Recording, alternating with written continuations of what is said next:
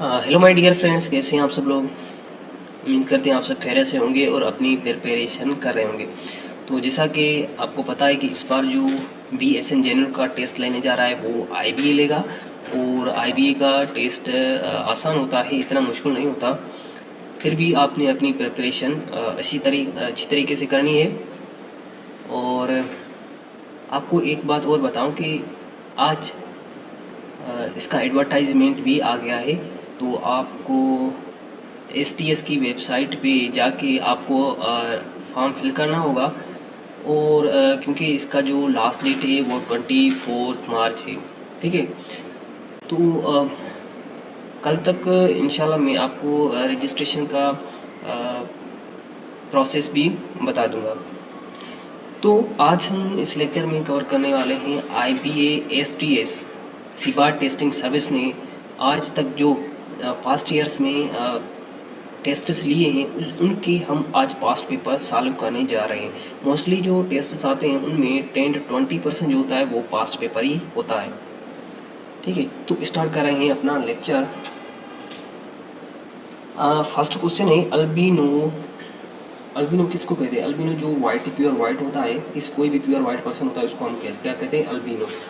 तो albino have a genotype of small double A while all other members of population are either capital double A or capital A small a. The offspring of the cross between a heterozygous male and albino female would be।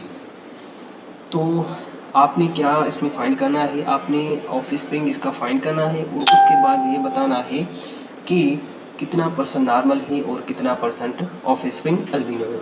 तो ये genetic का question है और इसको solve करने के लिए आपने क्रॉस करना होगा।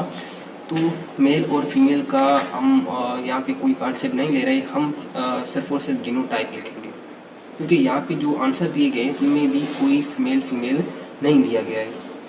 तो हेट्रोजाइगस जो है उसका जीनोटाइप है capital A small A and albino जो है होमोजाइगस उसका है ए स्मॉल ए। ठीक है, जब हम इसका क्लास कराएंगे तो इसका जो ऑफस्प्रिंग आएगा वो आएगा capital A small A, capital A small A, small A small A small A small A. ये आपने कैसे करना है? ये जो ए है कैपिटल ए, ये दोनों स्मॉल ए से आप मल्टीप्लाई करेंगे। फर्स्ट कैपिटल ए इससे इस स्मॉल ए से मल्टीप्लाई करेंगे, उसके बाद इससे मल्टीप्लाई करेंगे। देन आप स्मॉल जो है ए है वो इन दोनों स्मॉल ए से मल्टीप्लाई करेंगे तो आपको ये जीनोटाइप मिल जाएंगे। तो कैपिटल ए और स्मॉल ए किसका जीनोटाइप है? वो है किसका है? नॉर्मल का। ठीक है, नॉर्मल का। ठीक है, ये भी नॉर्मल हुआ और स्मॉल ए अल्बिनो के लिए है। तो जो ऑफस्प्रिंग हैं उनमें 50% नॉर्मल हैं और 50% जो हमारे क्या है? अल्बिनो है। तो यहाँ पे कोई आंसर है 50% normal 50% albino. Yes, C option is the correct. ठीक है, उसके बाद क्वेश्चन नंबर है 78। Moulds and yeast are classified as. Moulds और ईस्ट जो है ये बिलोंग करते हैं फंजाई से, किंगडम फंजाई से। Which compound captures light energy in the plants? कौन सा प्लांट्स के अंदर कंपाउंड होता है जो लाइट एनर्जी को कैप्चर करता है? तो ऑक्सीजन होता है, कार्बन डाइऑक्साइड, वाटर या क्लोरोफिल? तो ये होता है क्लोरोफिल। क्लोरोफिल एक ऑर्गेनिक कंपाउंड होता है जो आपके क्लोरोप्लास्ट में थैलेकॉइड मेम्ब्रेन के ऊपर प्रेजेंट होता है और ये कैप्चर करता है लाइट इन द प्लांट्स। ठीक है, D option is the correct. Which of the following is not a characteristic of the kingdom Protista? इनमें से किंगडम प्रोटिस्टा का कौन सा कैरेक्टरिस्टिक नहीं है? ऑप्शन ए है members can be photosynthetic. Yes, this is the characteristic of protista. Members can be free living. Yes, this is also the characteristic of protista. Some members है move या flagella. Yes, this is also the characteristic of kingdom protista. Some members are shaped like rods and termed as bacilla। तो ये जो है वो D option जो है ये कैरेक्टरिस्टिक है प्रोटिस्टा का नहीं है, लेकिन ये कैरेक्टरिस्टिक है बैक्टीरिया का। आपने बैक्टीरिया में पढ़ा होगा कि शेप्स ऑफ द बैक्टीरिया। तो सम जो बैक्टीरिया होते हैं वो रॉड लाइक शेप्स के होते हैं और उनको हम कहते हैं बेसिला। उसके बाद ये option some members spend part of their life inside the intake, this is also the characteristic of protista. तो हमारा करेक्ट ऑप्शन कौन सा है, वो है डी। ठीक है, D is the correct option. ये जो है ये रिमूव कर देते हैं ताकि प्रोमिनेंट हो जाए।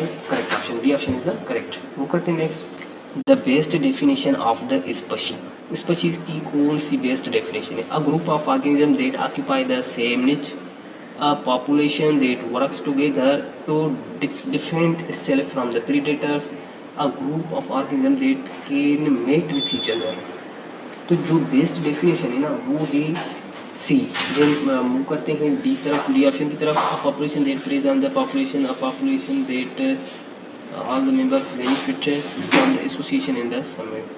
तो इसका जो करेक्ट ऑप्शन है वो है C option, in mate with each other. क्योंकि इस पक्षी के अंदर जो भी लिविंग ऑर्गेनिजम्स होते हैं आइदर मेल और फीमेल, तो ये सेम स्पीशी से बिलोंग करते हैं और उनके अंदर ये जो प्रॉपर्टी होती है कि वो आपस में मेट कर सकते हैं।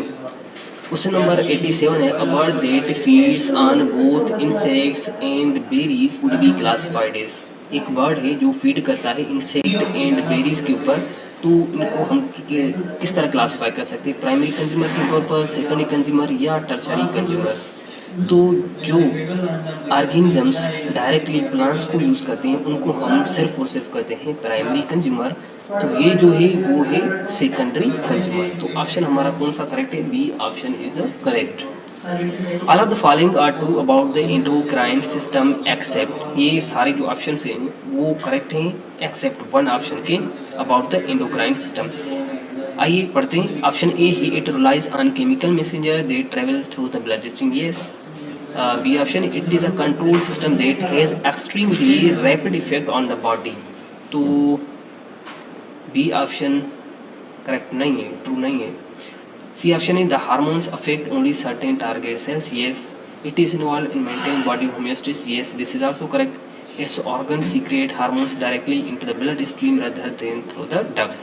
ये all जो है करेक्ट हैं except B option. B option is the correct answer because जो हमारा एंडोक्राइन सिस्टम होता है, आपने एक होता है नर्वस सिस्टम, एक होता है chemical system, chemical coordination and nervous coordination. तो जो फास्ट इफेक्ट करता है, जो रैपिड इफेक्ट शो करता है बॉडी पे, वो होता है नर्वस कोऑर्डिनेशन। और केमिकल कोऑर्डिनेशन में आ जाते हैं एंडोक्राइन एंड एक्सोक्राइन। तो इनका जो इफेक्ट होता है वो स्लो इफेक्ट होता है। तो हमारा करेक्ट ऑप्शन है B.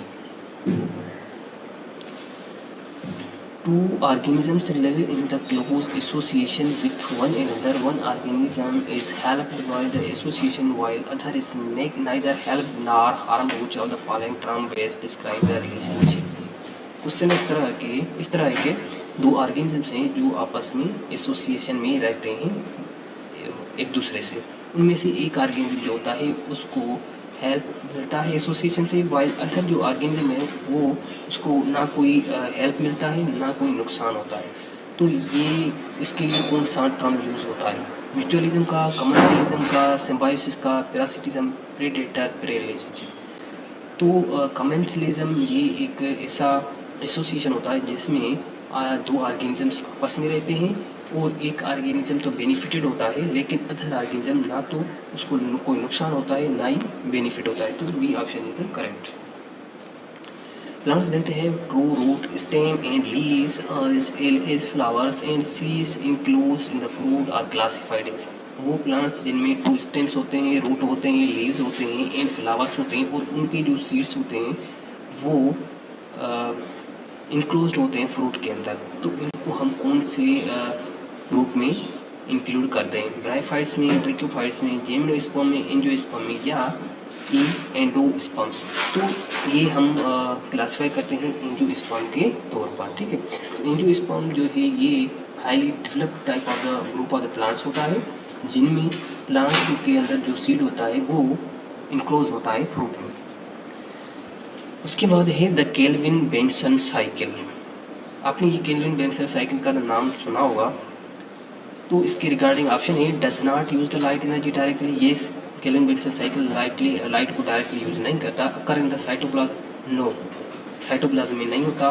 Release carbon dioxide release होता है कैल्विन बेंसन साइकिल में। प्रोड्यूस एटीपी, एटीपी भी यूज़ होता है, प्रोड्यूस होता है एटीपी कैल्विन बेंसन साइकिल में इन एंड आउट। तो occur in the cytoplasm Calvin Benson cycle, ये जो होता है ये माइटोकॉन्ड्रिया के अंदर होता है, और माइटोकॉन्ड्रिया में जो मैट्रिक्स होता है ना उसमें ये कैल्विन बेंसन साइकिल होता है। तो B option is the correct. यहाँ पे क्वेश्चन जो है हाफ लिखा हुआ है, यहाँ पे होगा the Calvin Benson cycle all include all the terms except, ठीक है। तो एक्सेप्ट यहाँ पे होगा अकर इन द साइटोप्लाज्म, ठीक है। This is the incorrect statement, यानी this is the false regarding the Calvin Benson cycle. Question number 92, which of the following is not in organelle, इनमें से कौन सा ऑर्गेनेल नहीं है। न्यूक्लियस, न्यूक्लियस तो ऑर्गेनेल है, गोल्गी एपैरेटस भी ऑर्गेनेल है, लाइसोसोम भी ऑर्गेनेल है, क्लोरोप्लास्ट भी ऑर्गेनेल है। डी ऑप्शन में है chlorophyll. No, chlorophyll is not the organelle but it is present in the organelle called as the chloroplast. Chloroplast के अंदर ये प्रेजेंट होता है और ये होता है ऑर्गेनिक मॉलिक्यूल, ठीक है। Chlorophyll is an organic molecule which absorb the light, sunlight in the plants, ठीक है। तो D option is the correct. उसके बाद है विच इज करेक्टली एसोसिएटेड, इनमें से कौन जो है वो करेक्टली एसोसिएटेड हो। आरएनए के अंदर क्या होता है, थायमिन। नो, आरएनए के अंदर थायमिन की जगह होता है यूरासिल। आरएनए में कभी भी थायमिन प्रेजेंट नहीं होता। डीएनए में यूरासिल नहीं होता, डीएनए में होता है थायमिन। उसके बाद है RNA replication, mRNA picks up amino acid, RNA ribose sugar. RNA replicate नहीं करता, एमआरएनए जो है वो अमाइनो एसिड्स नहीं कैरी करता, लेकिन जो आरएनए के अंदर शुगर होता है ना, शुगर, पेंटोज शुगर, इस तरह होता है पेंटोज शुगर, इसको हम कहते हैं राइबोज शुगर।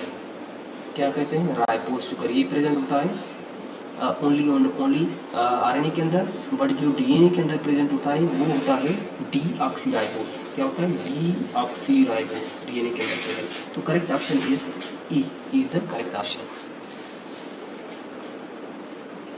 इसी पे हमारा लेकर होता है कंप्लीट। मिलते हैं नेक्स्ट वीडियो में, तब तक के लिए अल्लाह हाफिज़।